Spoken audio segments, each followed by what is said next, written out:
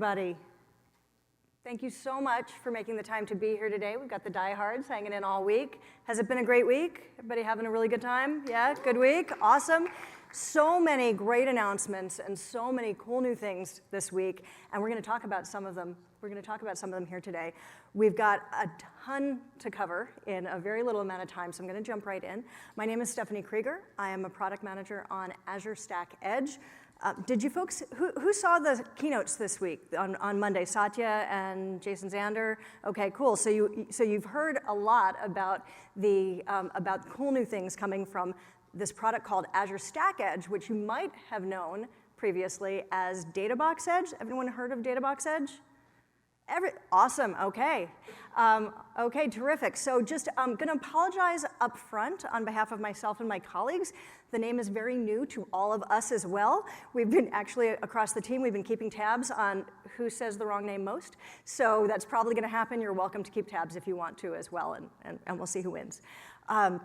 I don't seem to have figured out this clicker very well, so that goes. So I'm also really excited to be joined today by two of my colleagues from Azure, Nishant Gupta from the Azure ML Platform team and Jason Hansen from the Azure Containers team, and they are here to show you some incredibly cool stuff. They're down there right now. No pressure, guys, just super cool stuff, right? Okay, yes.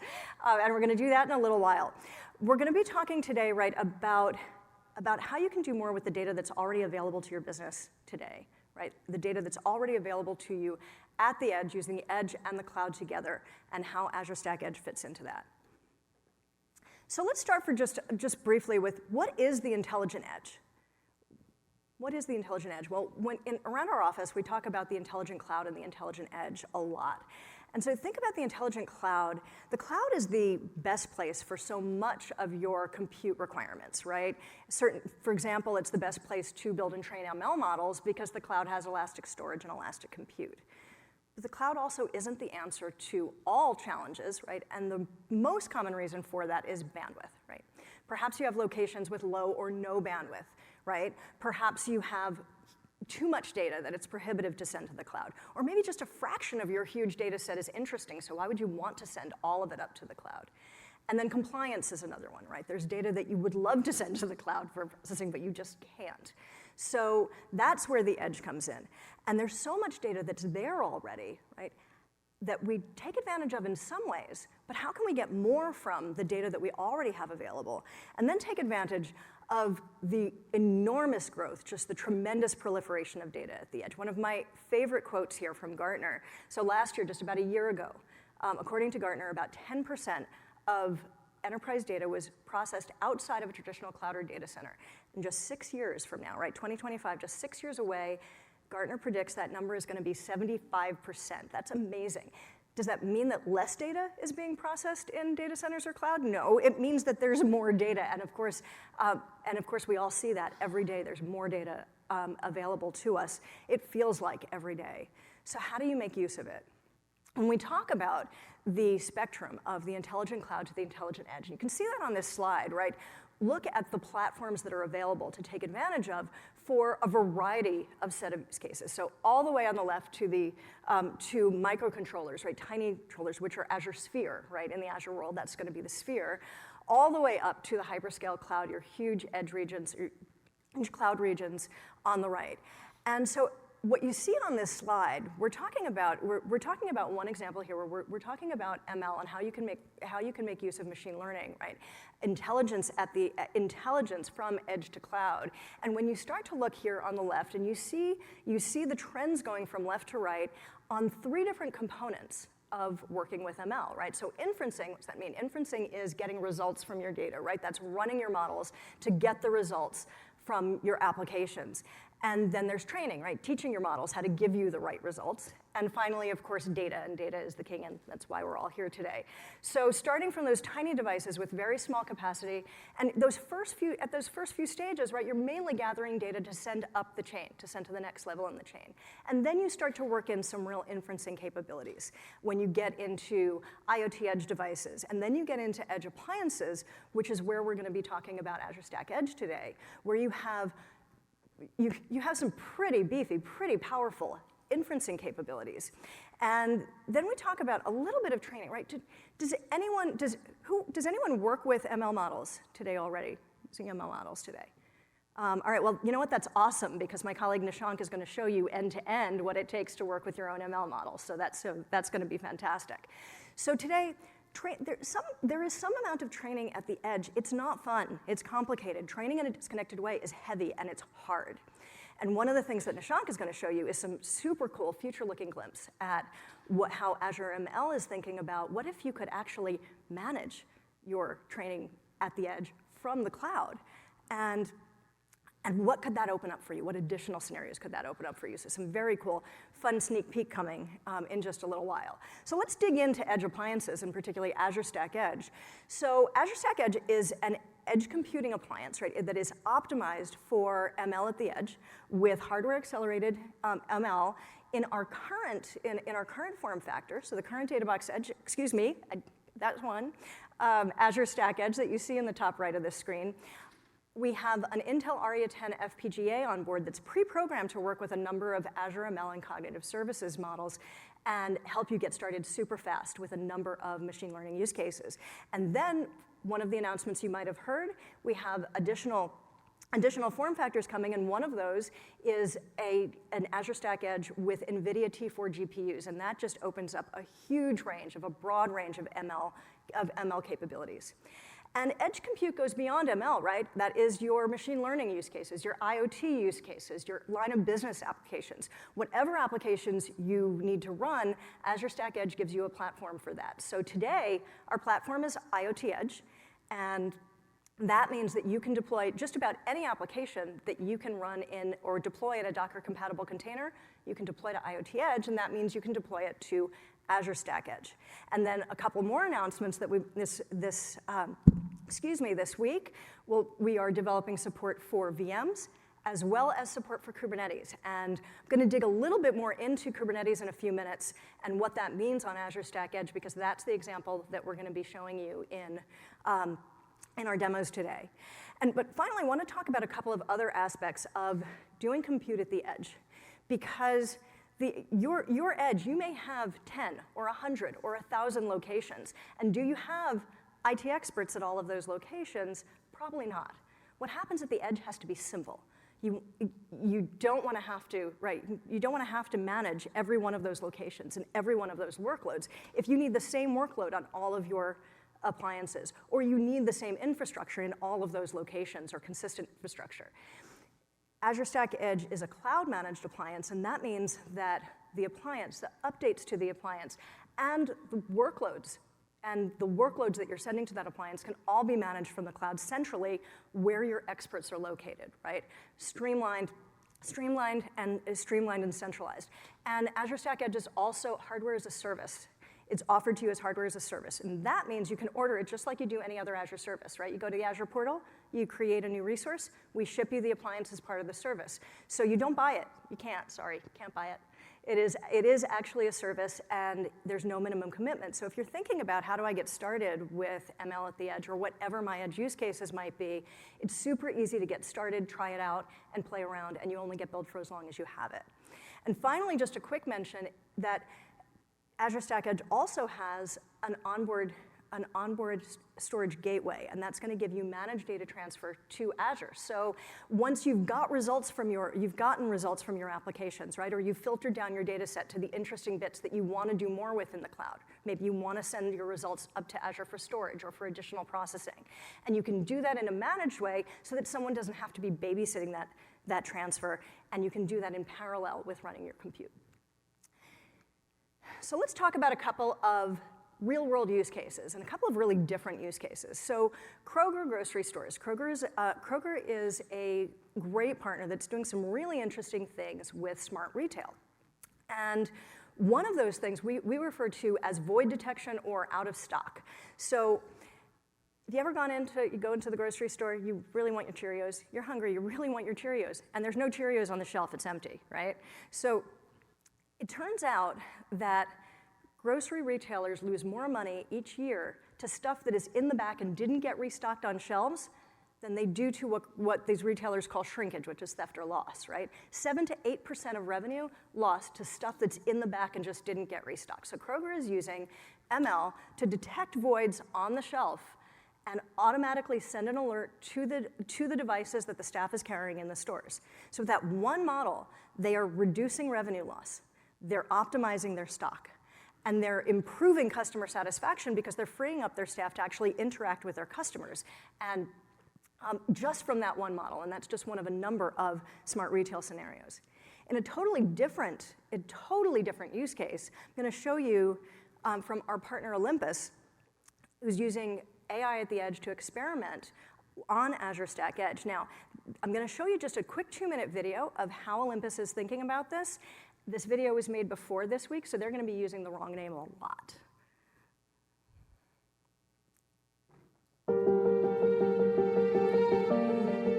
Olympus is really about solving problems in healthcare. We see our role as to empower the staff. Let's help them do their job more efficiently and more effectively. The operating room is probably the most complex area within the hospital. It's amazing, all the different services, human services, supplies, equipment, cleaning, everything that needs to be coordinated in order for a surgery to happen and to happen effectively. One of the big problems in healthcare is the operating room and the turnover time. We have all these cameras in the operating room that we've already installed. The cameras are really there to help the staff understand room state. Today it's a manual process. We can leverage that infrastructure and we can use AI to analyze the video in real time. We have lots of data that you can't necessarily send up to the cloud and process it and send it back. It just won't give you the performance in the application that you need. When we learned about Azure Data Box Edge, we became very excited. The on-premise nature of the Data Box Edge and the Intel-based FPGAs make it really seamless for us to be able to integrate that device into part of our natural application. Data Box Edge in Azure gives us the ability to interpret this video in near real time and gain insights. If I know when the patient arrives in the room, and I know when the room is prepped and ready for surgery, I can let the doctor know that, and we can be a little bit more efficient about getting the doctor to the operating room on time. It's about automating processes. We're just scratching the surface with this particular technology and the AI that it can bring, and we're just super excited to see what problems we can solve with Data Box Edge and Azure. Cool. Super cool. What's really, if you think about those, right, they couldn't be more different. Those scenarios could not be more different, but from a technology standpoint, they're virtually identical. You got a video camera that's capturing data. You're running a model on that camera to learn something about that data, and when you find an interesting result, when the model finds an interesting result, it sends an alert out to a local system about that data. Such different scenarios, virtually the same. And these are just two of so many examples of what you can do with intelligence at the edge. Think about scenarios like in a manufacturing plant. You've got anomaly detection, right? If you can detect errors as parts are going down the line, what could that do for your business? How about employee safety? Are your employees wearing the right safety gear? Think about other smart retail examples, right? You've got those cameras. Kroger has those cameras running for theft detection. Now they're using them for void detection. And they're also using them for scenarios like interpreting demographics so that they can make more relevant recommendations. They can make relevant digital recommendations to customers while they're shopping in real time at the shelves. And public sector. I mean, you drive around town and you know all those cameras are watching you because they want to give you a ticket, right? What else could they be doing with that data? Like determining if somebody has enough time to cross the street before the light is going to change and giving them more time to cross the crosswalk, right?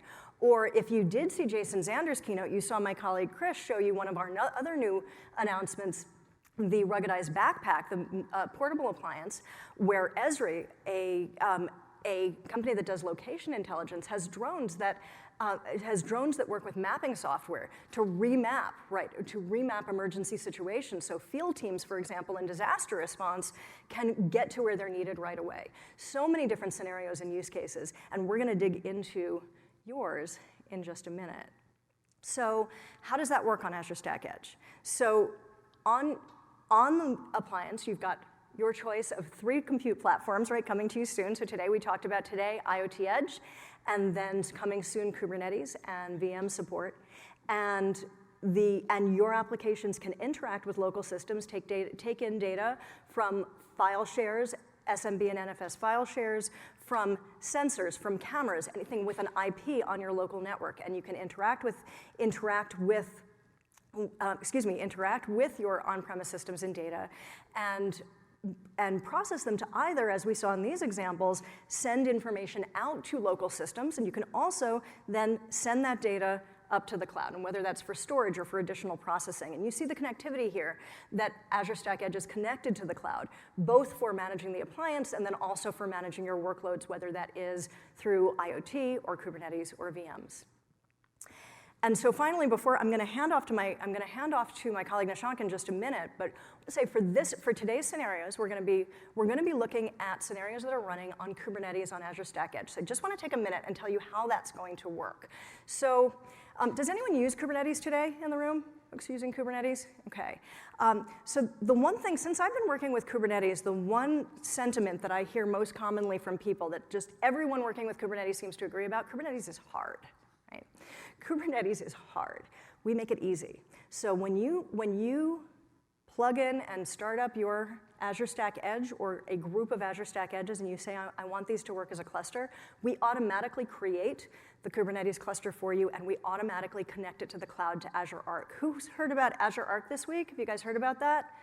Awesome. So we're very lucky today because we have the hands-down expert on Azure Arc for Kubernetes. Jason Hansen is with us.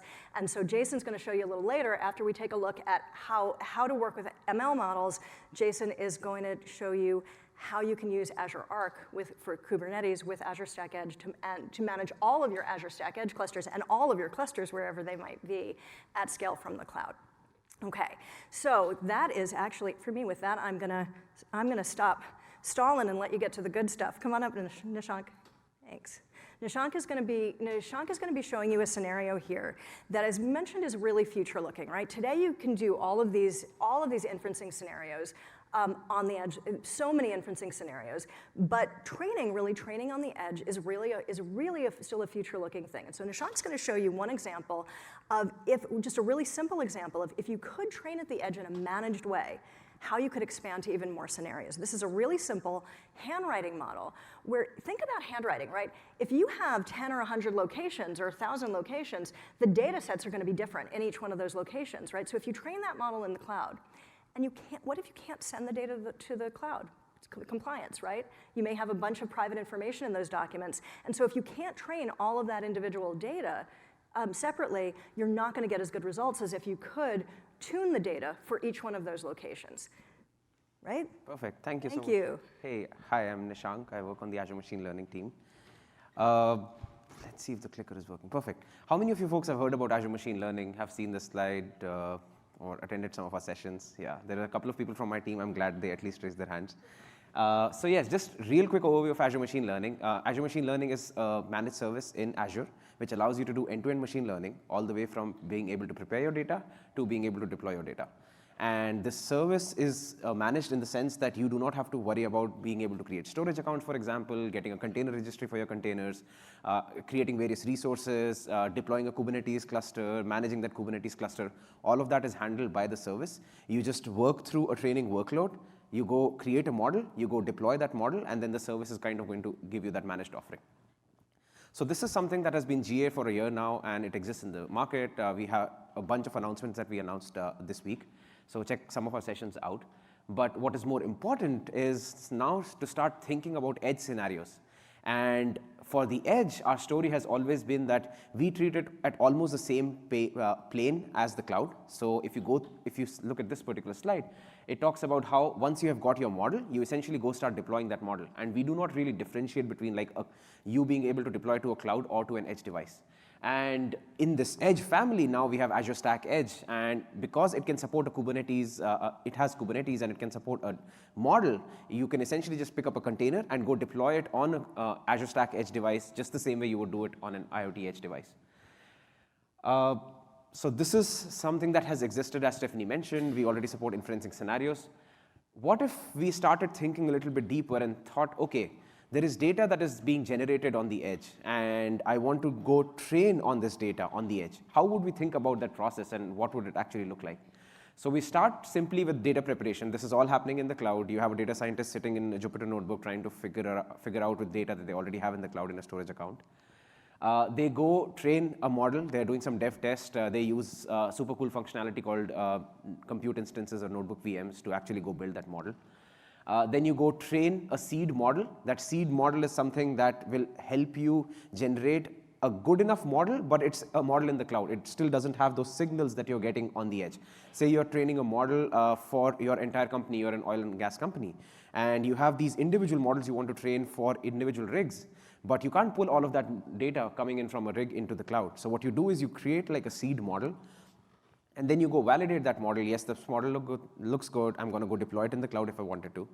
Now I'm going to say, okay, I have the seed model. I'm going to go deploy it to the edge. And this is where that loop starts, where you go deploy it on the edge, you collect data, you retrain that, or how we use the word fine-tune. You essentially fine-tune your model on the edge. You go redeploy that model, and then start pushing some of those metrics back into the cloud. But you don't need to send all of your training data into the cloud. What you're essentially doing is just picking the most important artifacts, like some monitoring artifacts if you wanted, just to see that the models are working fine, and then you send all of that into the cloud. So the bigger cloud here is the cloud, or the bigger circle here is the cloud, and the smaller one is that inner loop that is kind of happening on your edge device in some sense. So I'll just do a very quick demo. Let me see the time also, just real quick.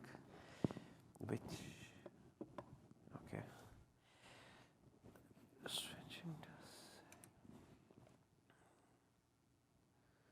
Are we on? Okay, perfect.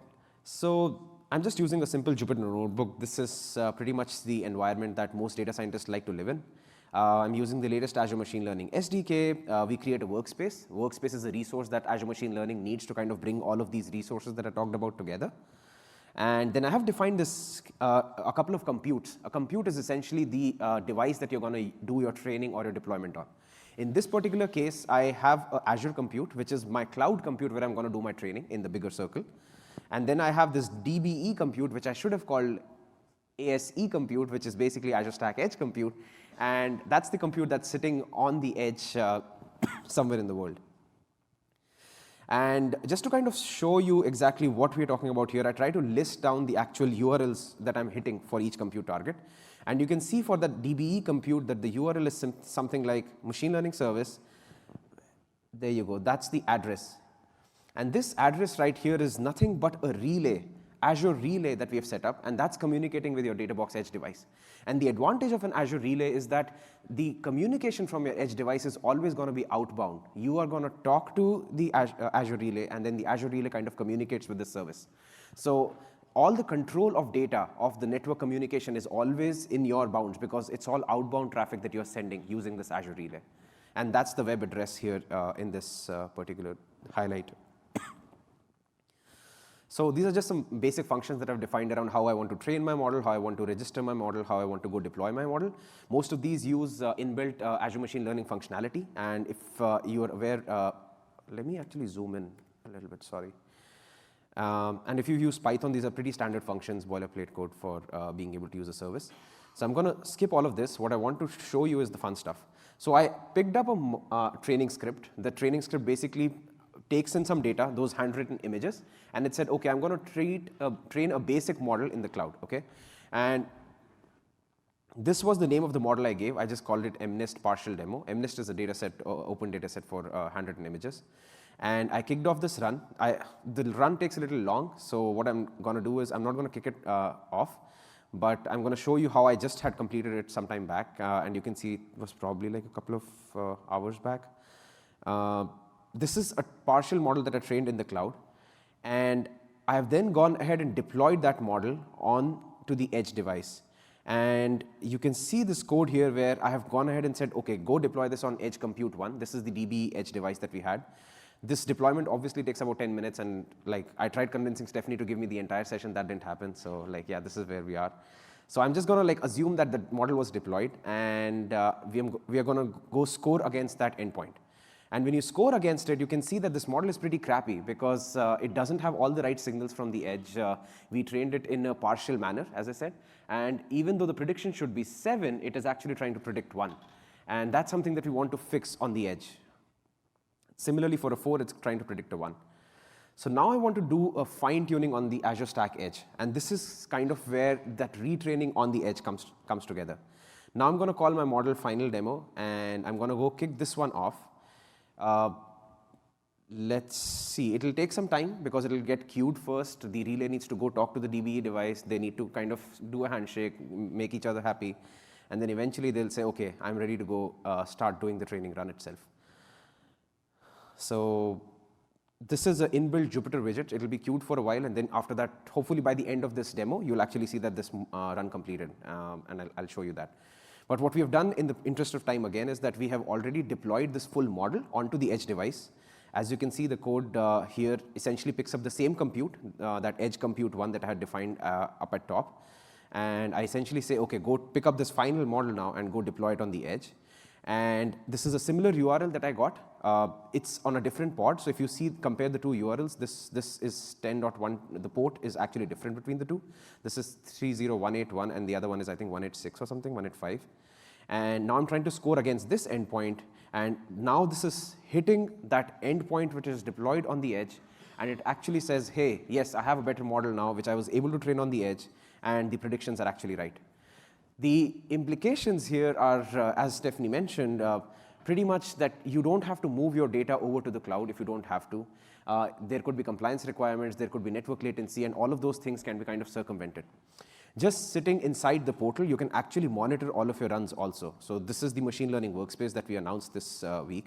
And if you see, these are all the runs that I've actually, this is the one that I just submitted in front of you folks.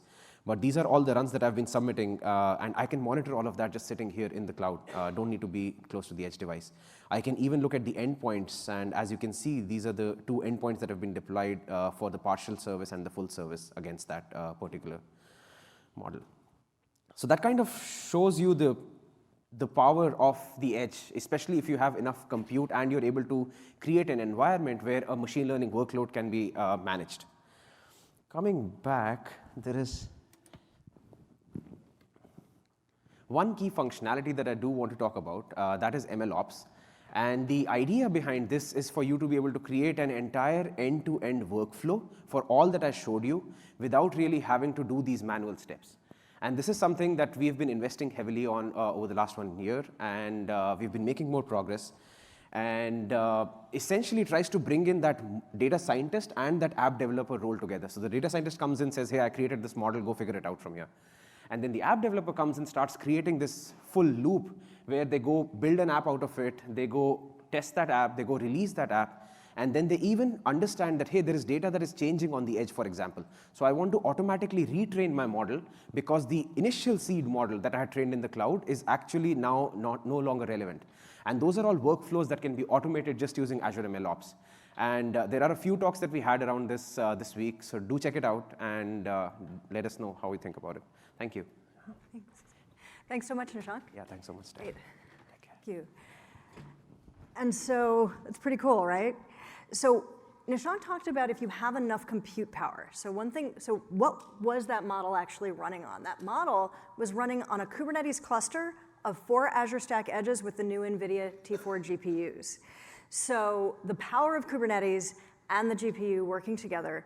And again, right, this is super future looking. So what can you do today, right? You can do it, sorry, we talked about a number of the use cases you can do today. And before we leave, we're going to give you some additional resources, including one website that I'm really excited about and really encourage you to check out called Intelligent Edge Patterns. It's a GitHub repo actually, where we've published a number of repeatable intelligent edge patterns, such as the Kroger out of stock solution.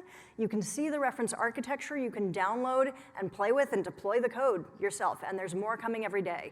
So there's plenty of the number of things that are growing every day that you can do with your data today at the edge, and we're going to make sure that you have a bunch of those resources. But once you have your solution at the edge, well, what are you supposed to do with it? How do you get that to your 10 or your 100 or your 1,000 locations? And that is where Azure Arc comes in. And so I'm going to invite Jason Hansen to come up and tell you all about that. Thanks, Stephanie. Hello, everyone. My name is Jason Hansen. I'm a PM on the AKS and Azure Arc teams, and I'm focusing on Kubernetes support for Azure Arc. And so Arc All Up was a response to a number of customer challenges that they are facing today. Customer environments are becoming increasingly complex, which includes not only a large number of applications, but also diverse infrastructure, which can include on-prem data centers, multiple clouds, edge locations, just lots and lots of devices. The customers are asking us how can they best enable innovation and developer agility across all this infrastructure? And how can they also govern and operate these disparate environments? So if you've got lots of little locations, manual updates and going out and doing sort of manual configuration can be very complicated, time-consuming, and very error-prone. And the last thing that you want to do is to not, configure appropriate security policies on your infrastructure. So, how can we ensure end-to-end integrated security across the entire organization? This is where Azure Arc comes into the picture. So for us, what we are focusing on here is any cloud. Oh, let's see the build here. Any cloud, any edge, and any device. The ability for us to extend these Azure management experiences that you're familiar with, including Azure Portal, CLI, SDK, being able to deploy and manage those Azure-led services to these new locations. So let's talk about some of the customer use cases that are rolled up into Azure Arc. First is organization and governance across multiple environments. These are basic inventory scenarios to start. So say you've got a bunch of edge locations that are running Kubernetes clusters, either packaged into Azure Stack Edge or running on infrastructure that you've provisioned yourself. Being able to have a list of those environments, being able to see them in the Azure portal, being able to add them to a resource group and apply tags are some powerful concepts that has been very difficult today. At-scale Kubernetes application management allows us to be able to target all of these Kubernetes clusters with a few gestures from Azure. And I'll show you in a minute what that looks like to have a GitHub-led repo that automatically deploys applications to one or more locations. And something that I won't dive into a lot, but there's also Azure Data Services, which can land in Azure Arc. And this allows us to take some of the database as a service capabilities that you get in Azure public cloud today and start to push that into Kubernetes clusters running on the edge. So one of our scenarios here, we have a retailer with hundreds of stores, and they have chosen to replatform their in-store application payload of 30 applications into Kubernetes.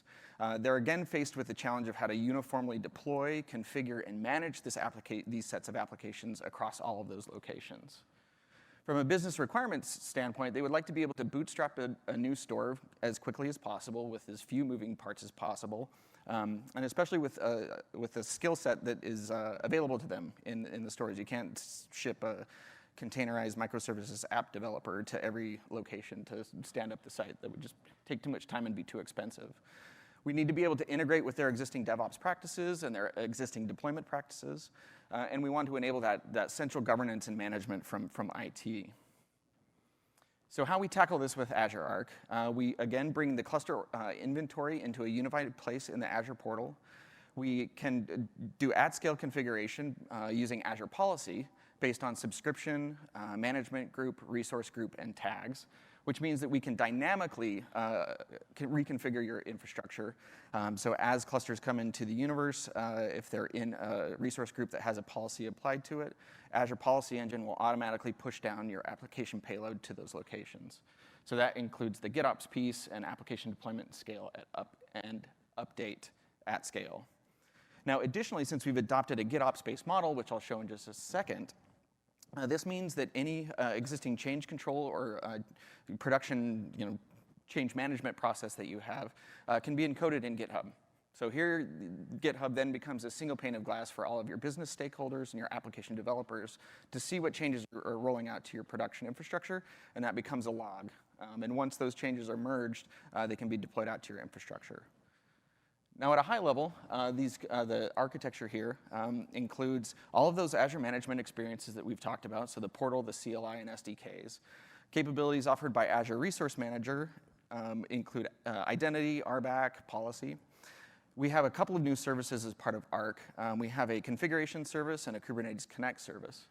on the cluster itself, which is packaged inside of Azure Stack Edge, we have a connect agent, a configuration agent, and a GitOps manager, which is responsible for syncing applications to your local cluster. And with that, we'll go ahead and take a look at what this looks like in the wild. Let me switch. All right. So I've got a Kubernetes cluster here.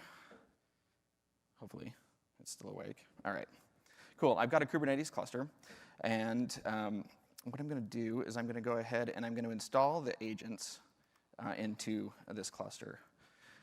What we're doing is I'm onboarding this cluster into a subscription, into a resource group. I'm giving it a name, and I'm deploying this cluster against East US. I've also given it some credentials to onboard to Azure. Now, this step has been integrated into Azure Stack Edge, so it's not something that you would need to do. The experience has been fully integrated for you. I just want to kind of show you what this looks like under the covers. Here we can see in our Kubernetes cluster, we've got some agents that are coming up. We've got that config, connect, and another operator. These are deployed just like standard sort of Kubernetes services. We've got some secret material that's coming up. So as these agents show up and start, we can see the provisioning process. So what I'm going to do here is I'm going to look at this connect agent.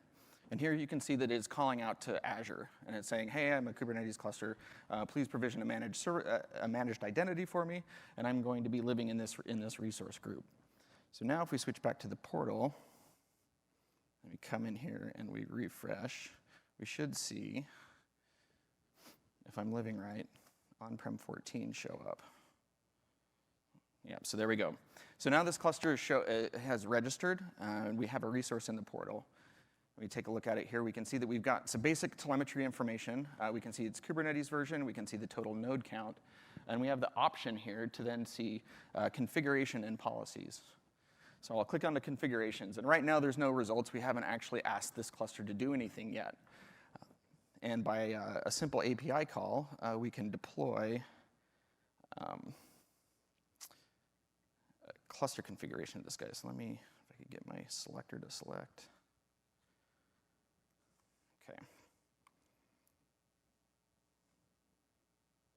All right, so what I've done is I've made a call to Azure, and I've said I want to point this cluster to a GitHub repo as its source of truth.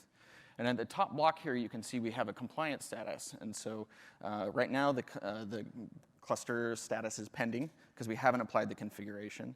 And here you can see the params that we've passed through and the actual repository URI. So we said, all right, this cluster should go to this Git repository for configuration. Now, as this is applied, the cluster compliance state will go from pending to compliant, which will allow us to have a heads-up dashboard of our entire fleet. And again, this is at the at-scale story. So coming back here, if we refresh, we can see that this cluster now has a configuration applied to it. All right. So what's in this repo? So here we can look at our cluster configuration repo. And I've got a few things that I'm deploying. I'm pushing some applications that are cluster-wide. I'm creating some namespaces, and I'm dropping some configuration in for, say, a Teams application. So if we click into namespaces here, we can see I've got 3 YAML files. This one is just a regular old namespace for Team A, and we've got one for Team B. And you can see these are standard sort of Kubernetes resources, so any valid resource you can include in this repository. And if we come back, here we can say, take a look in Team A. And as the cluster operator, what I'm doing here is I'm making available in a config map, which is another resource in Kubernetes, and I'm saying I'm providing 2 endpoints for this application. And the example here is, hey, Team A needs to emit logs and metrics to an endpoint. And as the cluster operator, I'm pushing configuration down for them so that they can write their app to read these config values rather than having to hard code them into their container or their application. So let's go back to the cluster and let's take a peek and see how we're doing.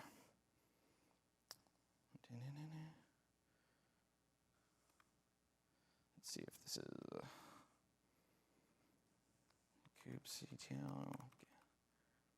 All right, so we'll take a look at this namespaces here. And as you can see, we've created Team A and Team B's namespace. And if we take a peek into Team A's namespace, we can get this config map. And we can see that, hey, we've pushed the configuration down to the cluster. Now, the next thing is like, OK, well, that's great. How do we make changes? And since this is all in Git, it's easy to update or push new configuration changes by opening a pull request. And so here in this pull request, say we add team C. And if we take a peek at, I'll make this a little bit smaller. Here for team C, we're creating a namespace, and we're dropping some role bindings into the cluster. And as soon as this pull request merges, it will automatically deploy to the number of clusters that are tracking this repo. OK, that's cool. But going through all of your clusters and doing this manually is kind of time-consuming and annoying, right? We've just moved the problem to a different place. So this is where the power of Azure Arc starts to unlock additional Azure management services in the cloud. So one of the things that we can do now is, since we have these clusters tracked as Azure resources, we can start to apply policy here. And if we go into this policy resource group, here we can see we also have a set of Kubernetes clusters that are connected. And by clicking on policies here, what I've done, is I've created a policy that says, hey, any cluster that connects to this resource group or this subscription, I want to ensure that it is tracking that GitHub repo for configuration. And so the cool thing here, the end-to-end scenario, is that I've got an Azure Stack Edge. I plugged it in at my site. I hit power. I told it to build a Kubernetes cluster. The agent automatically called out to Azure, registered into a resource group, and Azure Arc Configuration Manager pushed the application workload all the way down to the cluster. And I never had to do anything other than sort of power on the Azure Stack Edge. So I'm pretty excited about this. Yeah, that's Azure Arc for Kubernetes. We'll go ahead and go back.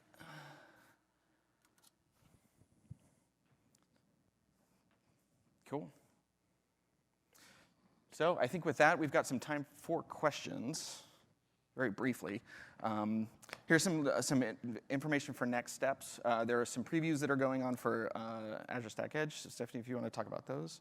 And then for Azure Arc, I'll just call that out at the bottom there. We're definitely looking to get folks who are interested in Kubernetes support for Azure Arc. Check out that link. Cool. Thanks, Jason. Thanks very much. So yeah, folks, you've been seeing a lot of great functionality, a lot of great new functionality that we've been announcing, and we have several previews that are going to be coming up. If you are interested in checking out the Azure Stack Edge with NVIDIA T4 GPUs, if you are interested in checking out our ruggedized series or Kubernetes or VM support, go to this location. Let us know that you're interested in those previews. Tell us about your use case. We want to understand what you want to do with it, and we will keep in touch with you and let you know when those previews are coming. You also have some links here to learn more about Azure Stack Edge. And I mentioned earlier the Intelligent Edge pattern site. Really encourage you to go check that out. Download, play with the code, check out the reference architectures, and see what you can do. You know, we've shown you today, and Nishank showed you, a super powerful future-looking training scenario that is running on a cluster of four GPU-powered Azure Stack Edge appliances. There is plenty that you can do with one appliance as well. So take a look. Let us know your use cases as well. We'd love to learn more about those and engage with you. You can also see more about Azure ML. If you're sticking it out the whole week and you're going to be here tomorrow, there's going to be a really awesome session tomorrow from Azure ML on open source, Azure ML on open source, and yeah. Just think about all the possibilities that you could unlock with your data on-prem and all of the machine learning that you want to do on-prem. Yeah. Thanks. Thanks so much, everybody. And any questions? If you have anybody have questions? If you have questions, you can come up to the mic. And if you don't have questions, please don't forget to fill out the evaluations. And yes, thank you very much for being here. Come on. Yep, that's it. Yep.